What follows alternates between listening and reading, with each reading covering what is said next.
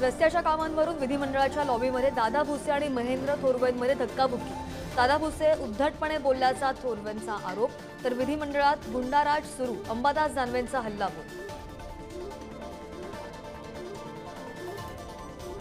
मविया जागा वाटपाचा फॉर्म्युला ठरला, 2 दिवसांमध्ये अधिकृत घोषणा। ठाकरेंची शिवसेना 20, काँग्रेस 15 ते 18 आणि राष्ट्रवादी 9 ते 10 जागा लढवणार। वंचितसाठी 2 जागा आणि हातकणंगलेसाठी राजू शेट्टी सोडणार।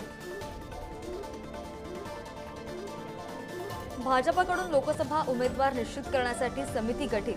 फडणवीस, बावनकुळे, रावसाहेब दानवे, मुनगंटीवार, चंद्रकांत पाटील आणि शेलारांचाही समावेश। कोल्हापूरच्या जागेवरून महाविकास आघाडीमध्ये धुसफूस। शाहू महाराजांना उमेदवारी देण्यासाठी काँग्रेस आणि उद्धव ठाकरेंच्या शिवसेनेत रस्सीखेच, तर शाहू महाराजांनी निवडणूक लढवूच नये, मंत्री हसन मुश्रीफांचं आवाहन।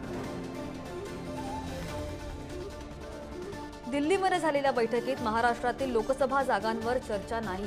महायुतीच्या जागा वाटपात ठाणे लोकसभेवरून निर्णय बाकी असल्यानं दिल्लीमध्ये महाराष्ट्राविषयी चर्चा नसल्याची माहिती। मराठा समाजाला मिळालेल्या 10% आरक्षणाला हायकोर्टामध्ये आव्हान।